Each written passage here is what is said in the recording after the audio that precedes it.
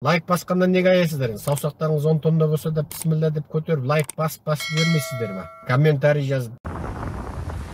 Ассалаумағалейкум, қалың елім қазағым, армысыздар алталаш. Алдарыңызда Серікжан Біләшұлы, Америка құрама штаттары, Нью-Йорк қаласы, Манхаттан жағажайынан баршаларыңызға сәлем.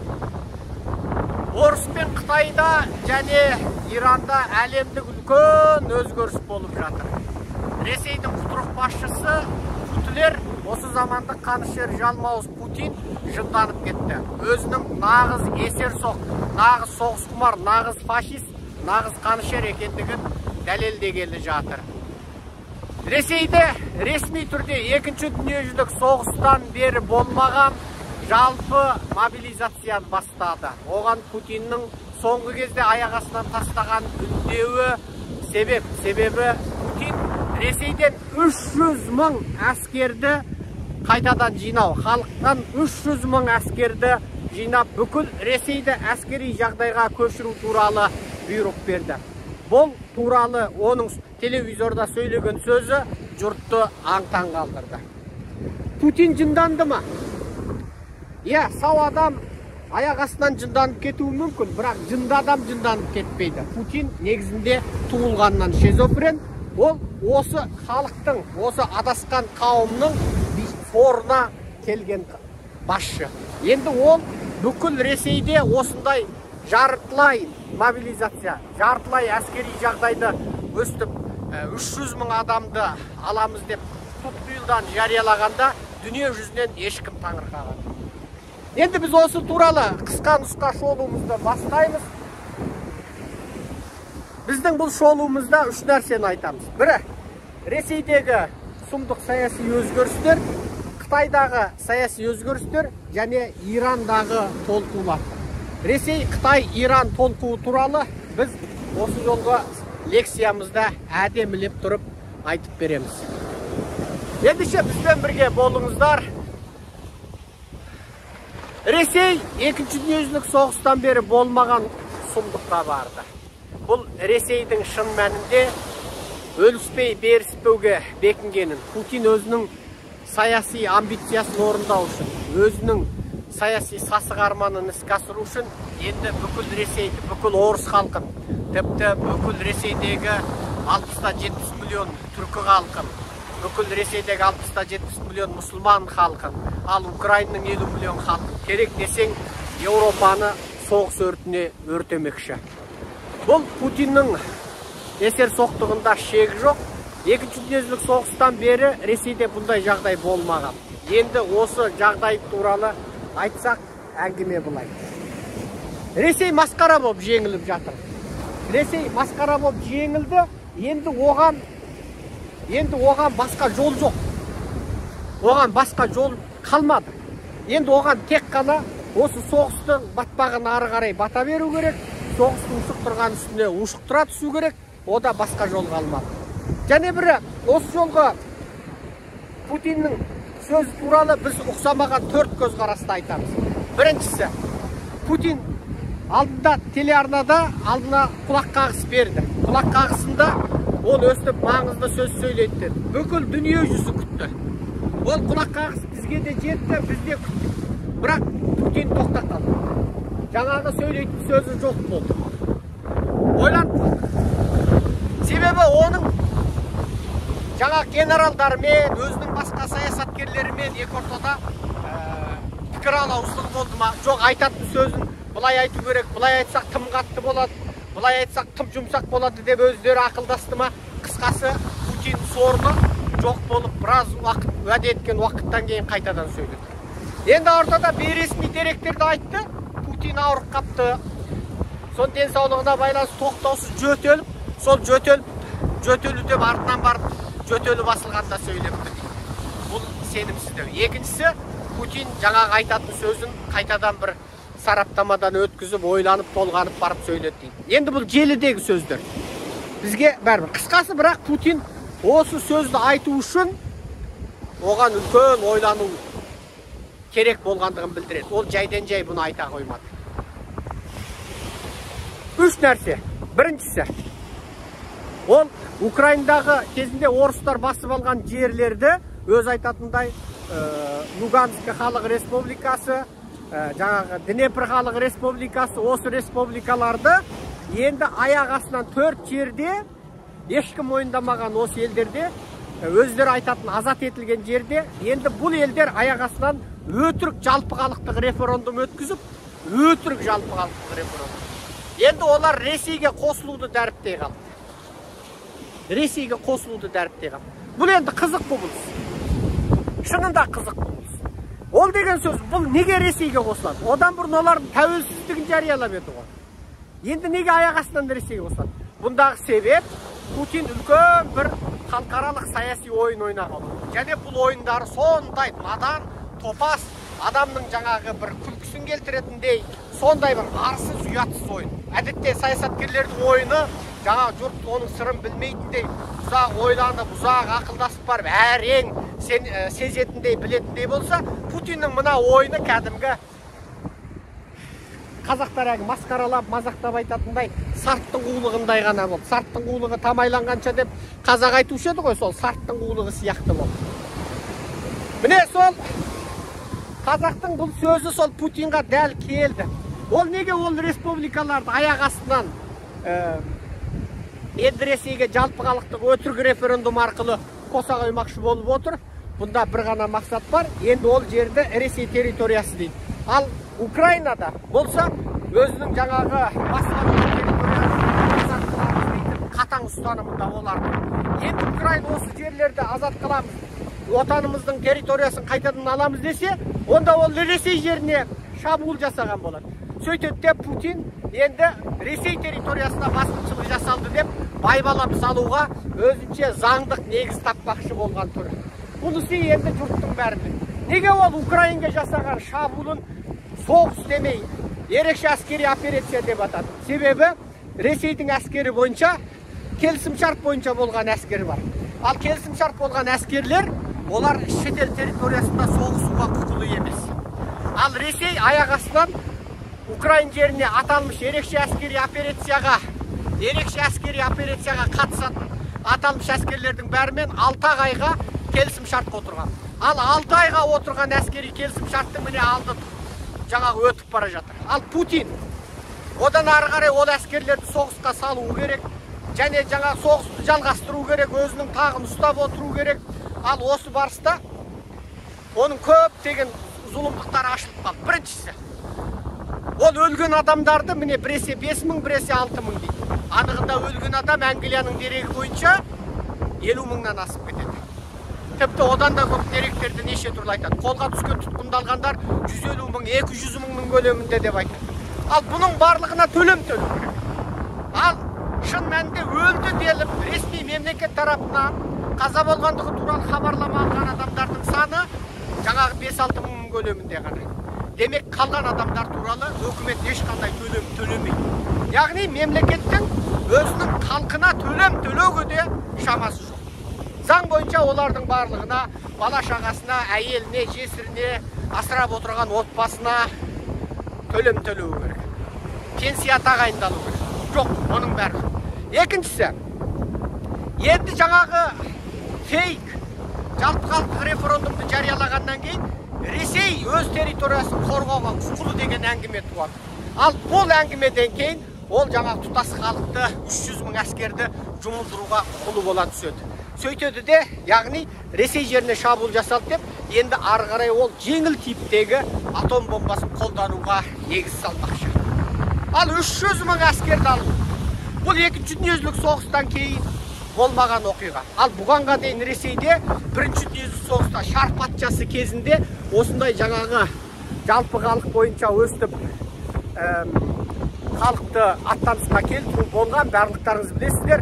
1916 жылы олар қазақтармен отырған келісімін бұзып, сөйтіп аяқ астынан қазақтарды әскерге аламыз деді. Ал қазақтарды әскерге аламыз дегенде қазақтар қарсы болды. Қазақ тарихындағы ең қанды соғыстардың бірі атақты Албан көтерілісі, атақты Қарқара көтерілісі дейтін көтерілістер сол кезде шықты. Албан көтерілісі, Қарқара көтерілісі 1916 жылы болғандығын барлықтарыңыз білесіздер.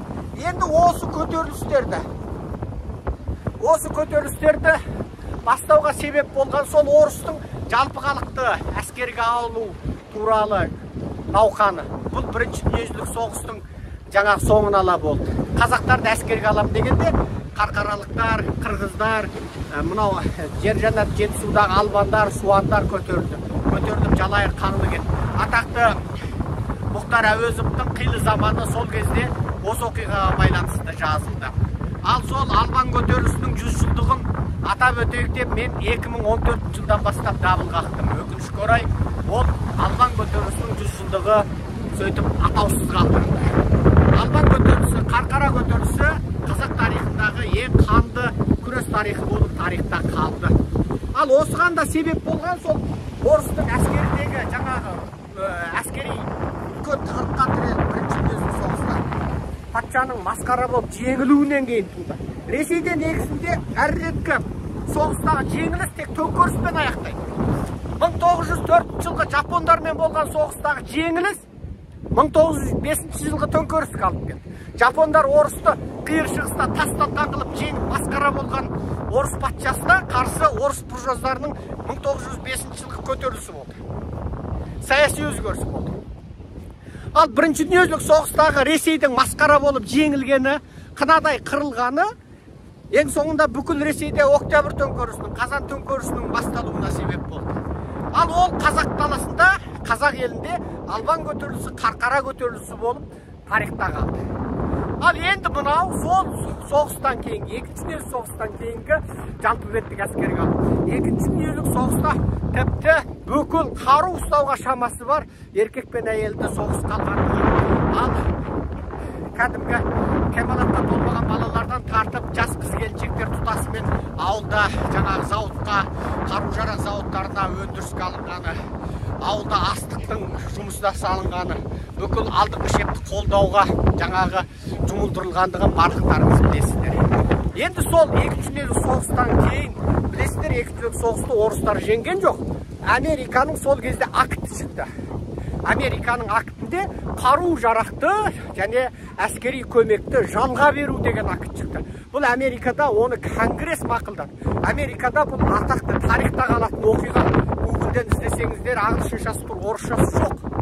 Сонда екінші дүниежүзілік соғыста Ресейді жаңағы неміс фашистеріне қарсы соғыста пайдалану үшін Ресейге қаржылай және қару-жарақпен және зауытпен, өндіріспен, әсіресе оқтар өндіру, тағы зеңбірек өндіру, зеңбірек оғы, зениттер өндіру, сол сияқты нәрселер өндірісіменен Ресейді қолдау керек деген арнайы заң қабылданып, Конгресте мақұлданып, содан барып жаңағы Ресейдің жаңағы соғыста жеңетін сол. Содан барып сол Совет одағының екінші соғыста Америкадан зор көлемде доллармен қарыз алып, ол қарызын әлі төлеп жатқандығы сонда. Яғни Американың қаржылық және әскери көмегі болмаса, орыс жеңбес еді екінші соғыста.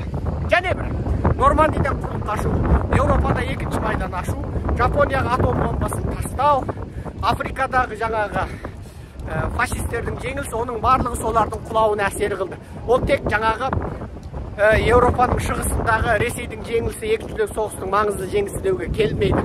Африкадағы соғыс, қиыр шығыстағы соғыс, Океанияда Австралияның қатысуы, бүкіл жаңағы екінші соғыс майданын ашу, Нормандиядан құрлыққа шығу, бұның бәрі екінші дүниежүзілік соғыстағы өте маңызды себептер. Оны тарихты бөлек лекция қылып сөйлейміз, бірақ жалпы соғыстағы жеңіліс Ресейдің күйреуін алып келетін басты фактор. Соғыстағы жеңіліс. Бұл Ресей тарихында бұрыннан бар. Мынау Ауғанстанда 10 жыл соғысқанда Ресей 20 генералынан айырылған жоқ. Бірақ Украинада 9 ай соғысқанда міне 20 генералдан айырылды. 20 генерал, 20 әскери қолбасшысы, әр дәрежедегі әскери қолбасшысы 20-сынан айырылған Ресей, оның ішінде өзі мойындап, ресми түрде мұншама адамнан айырылдық деп мойындағаны жетек.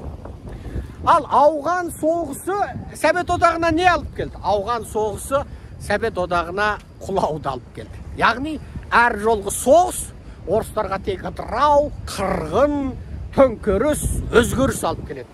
Орыстар жаңағы соғысты бастайды, өздері соғыс құмар, қан құмар, тобырлық санадан арылмаған халық, интеллигент зиялыларының жаңағы аталмыш ұлтты сүю дейтін ұғымы басқа бұратана халықтарға азғап әкелу, басқа халықтардың бейбіт өмірін құрту, олардың ата бабасының жерін жаулап алуды олар мақтаныш сезеді. Оларда еркіндік, теңдік, демократия, бейбіт өмір сүру, өндіріс ашу, завод ашу, тірлік жасау, теңіз мәдениеті, жаңағы теңіздегі тауар тасымалы дейтін ұғым оларда атымен жоқ. Оларда анау Еуропадағы жаңа демократиялық елдерде анау 14-15 ғасырда болған, тіпті анау ертедегі Италия үрімнің қалаларында болған демократиялы түрде жаңа патша тек атқарушы, қалған адамдар, қалған жаңағы басқарушы топ, ортақ коллектив басқару, демократия сайлау атымен жоқ. Оларда жаңа шексіз бір басшыға табыну, шексіз бір адамның сөз құлдық. Себебі оларда 1860 жылдарға дейін, тіпті 1900 жылдарға дейін оларда тұрақты отбасылық қарым-қатынас болмаған. Кәдімгі басыбайлы шаруалар құлдан жаман болды. Құл екеш құлдың жекеменшік әйелі болды. Ал оларда жекеменшік әйел болған жоқ. Әйел де еркек де ортақ мүлік ретінде қаралды. Ортақ мүлік. Әйел ортақ. Осындай ортақ әйелден туған тобырлық сана, отбасылық құндылықтың болмауы, бұлардағы алқаштық, бұлардағы ата бала ортасында қарым-қатынастың болмауы, әйел мен еркектің ортасындағы бір-біріне деген сенімсіздік, неке отбасы қатынасының дұрыс болмауы, бұл халықтың бүкіл жер бетінде өзгеше бір тобырлық сипатпен болатын. Бейне тек қана жалдамалы әскер, тек қана соғыс, тек қана жаулап алу, арақ, басқа зина, бол, басқа нәрсе қызық емес. Осындай адамзатта бүкіл француз, неміс, Италия, Жапон, Қытай, анау мынау халықтарға ұқсамайтын басқаша бір адамзатқа жат, сұмдық, сұрқия қабылдауға келмейтін осындай жауыз сипат болуының себебі осыдан.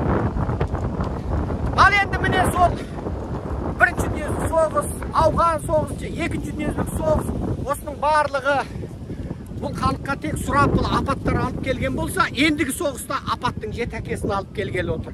Енді осыны ойлап отырып, мынандай бір нәрсені айтуға тура келеді. Пекиндегі олимпиада басталып, сол Путин соның тып-тыныш көріп отырып та, олимпиада біте салған кезде ақтан соғысын бастап келді.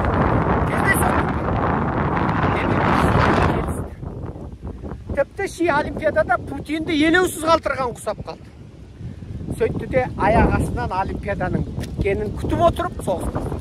2008 жыл августтың 8-ші күні Пекинде тағы да олимпиада өтіп жатқан кезде Путин ол кезде премьер-министр ұшағы Медведев президент аяқ астынан алды да тағы да Грузияға басып. Кездей соқтық па?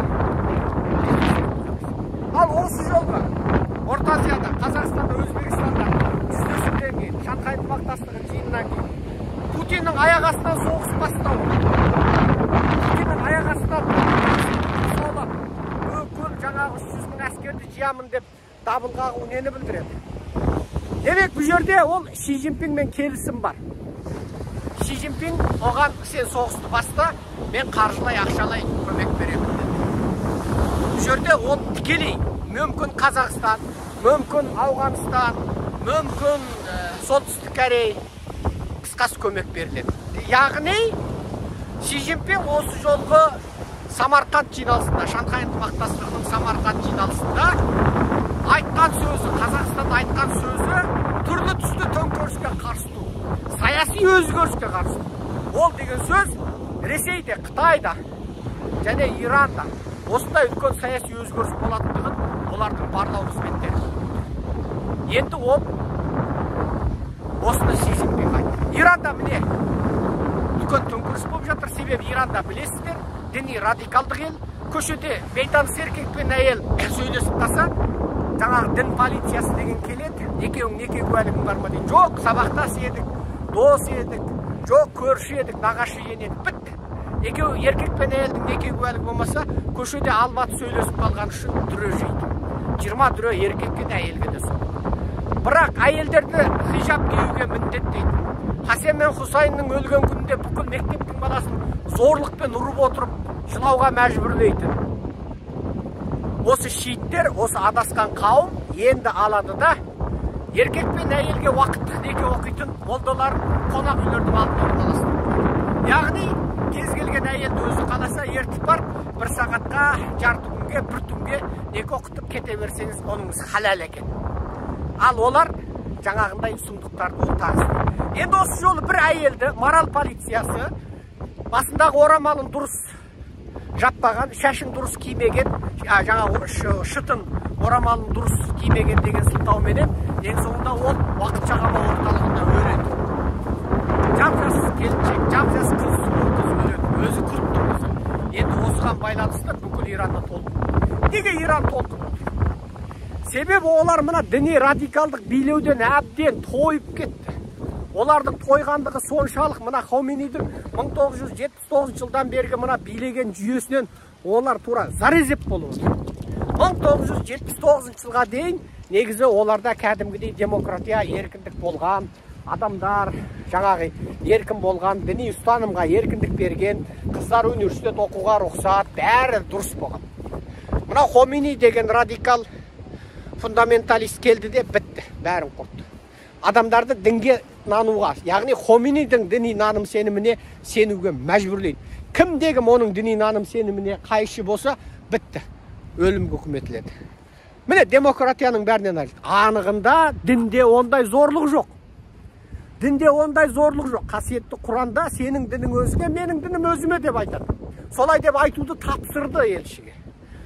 Тіпті отқан анатындардың жаңа діни нанымына құрмет жасады.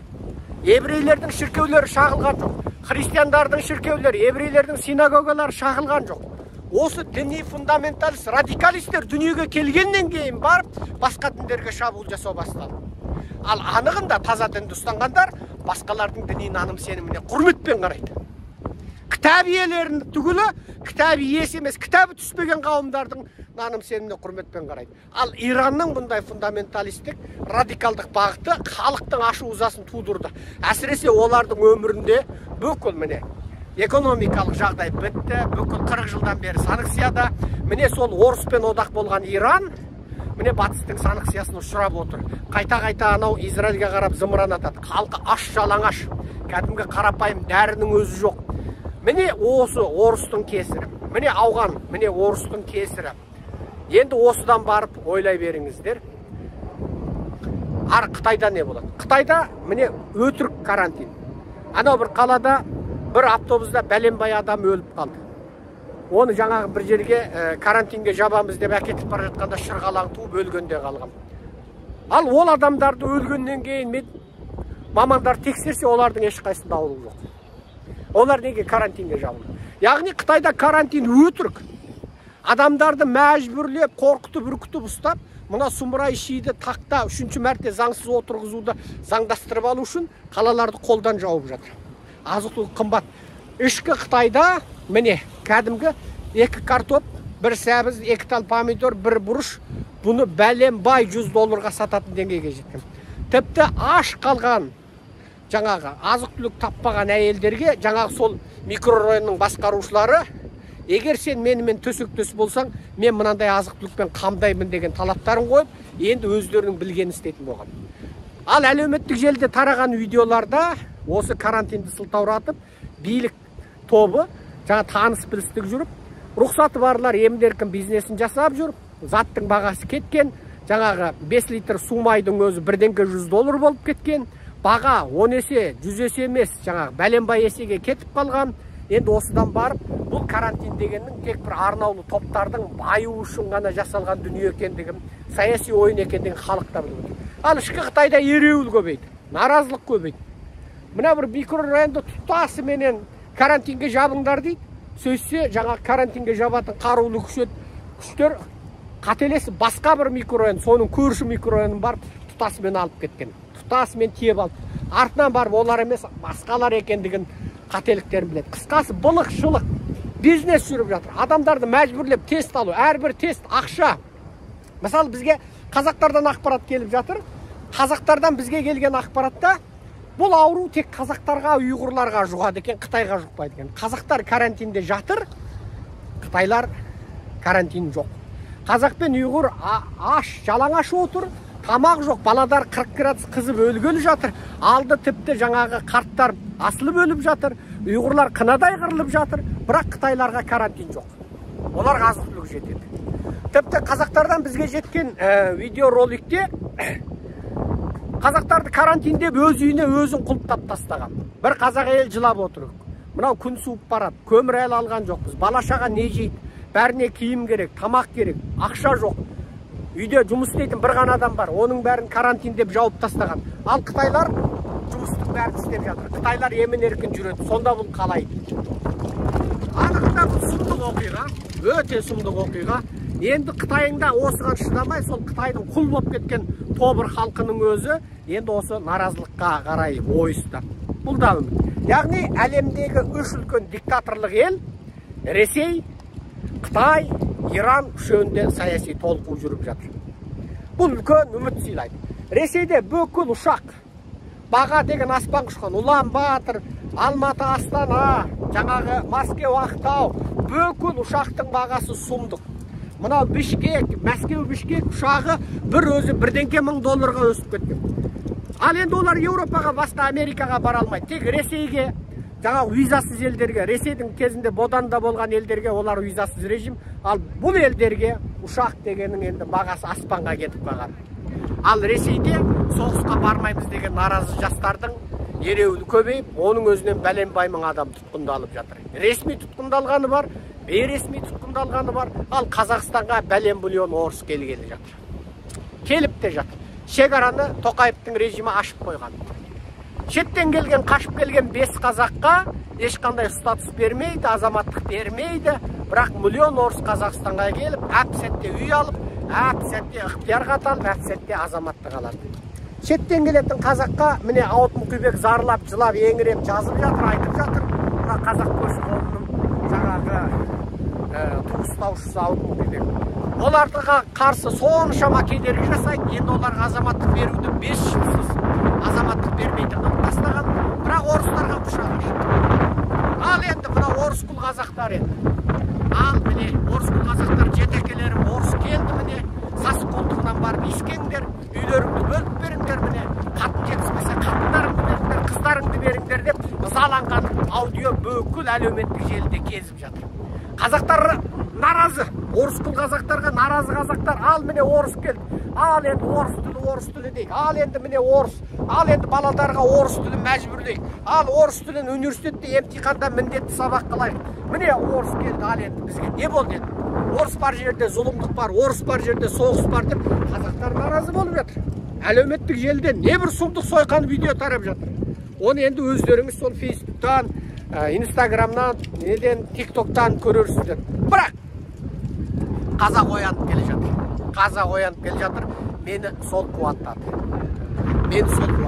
Әлеуметтік желіде орыстардың қазақ даласына тас басып келіп жатқаны, автобус болып келіп жатқандығы, жастардың соғыстан қашып келіп жатқандығы өте көп. Және қазақтар наразы болып соған қарсы видеоларды сөйлеген сайын менің жаным кіреді. Оянып келе жатыр. Ал орыс құл қазақтар деп ызаланған қазақтардың айтқан сөздері мен тура шабытымды келтіреді. Шынында да. Енді орыс құл қазақ, Қытай құл қазақ демей, жалпы қазақтың тыныштық үшін, егемендік үшін барлық қазақ бірігетін кез келді. Мынау тәжікті қырғызға айдап салды. Қарап тұрып бәленбай қырғыз ажал құшты. Әзербайжан мен Әрмен ортасында соғысты. Шабуылдаушы кім? Әрмен. Бұның артында орыс. Мынау тәжік сартты мына қырғыз бауырымызға айдап салып отырған орыс.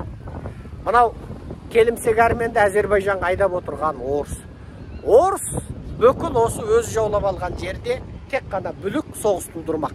Сөйтіп сол халықтың бәрін өзіне кіріптар қылып ұстап отырмақ. Оларда одан басқа ой да жоқ, одан басқа арман да жоқ. Олардың бүкіл көрген баққаны сол, ата бабасының көрген баққаны сол, олардың тірлігі осы, басқа ештеңке емес. Яғни орыс жүрген жерде тыныштық жоқ. Орыс қазақ жеріне келді, енді қазақ жерінен береке тыныштық кеткен сол. Қазақтар наразылыққа шығыңыздар, митинг ұйымдастырыңыздар, видео үндеу тастаңыздар, әлеуметтік желіде көтеріңіздер, құда жекжат дос жара нағашы жиен болып 20 қазақ, 50 қазақ жиналып видео үндеу тастаңыздар, наразылықтарыңызды көрсетіңіздер, қазақ тілінде, орыс тілінде, орыстардың қазақ жеріне келуіне қарсылықтарыңызды білдіріңіздер, үнсіз қалмаңыздар. Билік қайда қарап отыр? Ойбай, ұлттық қауіпсіздік қайда қарап отыр демеңіздер. Билік қазақтың жауы. Билік қазақты езіп ұстайды. Орыс келе ме, Қытай келе ме, кім келсе ол келсін, Билік тек қазақты езіп, тапжылтпай, тұқыртып ұстап отырса, соған мәз. Сондықтан биліктен үміт күтпеңіздер. Әлеуметтік наразылық тудырыңыздар, қоғамдық наразылық тудырыңыздар, ойларыңызды білдіріңіздер. Кеше Атажұрт партиясының бірінші құрылтайы болды. Міне, қараңыздар, қаншама адам келді құрылтайға, 100-ге тарта адам жиналды. Қоғамдағы барлық осы қоғамды оңаймын, дұрыстаймын деген адамдар біздің партиямызға келді. Неге? Себебі Қазақстанда біздің партиямыз нағыз парламенттік республикалық жүйе орнатады. Нағыз әділ сайлауды орнатамыз. Нағыз әділетті, дамыған, бақытты, баяшатты Қазақстанда біздің партиямыз қазақ халқына сыйлайды. Сондықтан біздің партиямызды қолдаңыздар. Ал біздің партиямызды біздің билік ешқашан тектей алмайды, тоқтата алмайды. Неге? Біз Қытайдағы геноцидті әлемге әшкерелеп, халықаралық бет-бедел жинап алдық. Ал Тоқаевтың жаны екеу емес. Америка мен Еуропаға қарап, жалтақтап, әскери жақтан орысқа, қаржы жақтан Қытайға құлбап отырған Тоқаев өзін Америка мен Еуропаның жауы қылғаннан қорқады. Сондықтан Америка мен Еуропаға жағымпазданған. Бүкіл байлығы Америка мен Еуропада. Ендеше біздің партияға мүше болыңыздар, Қазақстанның қоғамын өзгертетін біздің партия. Вашингтон постқа кезінде Назарбаев Америкаға келіп Буштың қолын аларда бір мақаланы бәленбай $1 миллион жаздырған деген дерек тараған. Біз Қазақстанды өзгертетін партияның құрылғандығын сол Вашингтон постқа көк тиын бермей жарияладық. Әлемге әйгілі Вашингтон пост Қазақстанда Атажұрт партиясы құрылғалы жатыр деп мақала жазды. Ал Нұр Азаттық Дос Көшімді, Айдос Сарымды, Расул Жұманды, Әміржан Қосанды жұлдыз жасайтын, Жанболат Мамайды жұлдыз жасайтын, Мұхтар Тайжанды жұлдыз жасап саясаткер қылып күні-түні 24 сағат үгіттейтін, көрсететін Нұр Азаттық біздің партиямыздың съезі туралы ләм-мим деген жоқ. Жазбайды да, айтпайды да. Бірақ Американың Вашингтон посты жазып кетті. Ендеше қалың елім қазағым, саясаттық сұрқиялығын біліңіздер, саяси сауатты болыңыздар, саяси сауатты болсаңыздар, азат боласыздар. Құрметпен Серікжан Біләшұлы, Америка құрама штаттары, Нью-Йорк қаласы, Манхаттан жағажайынан. Баршаларыңызға аманшылық, тыныштық, бейбітшілік болсын. Аман сау болыңыздар.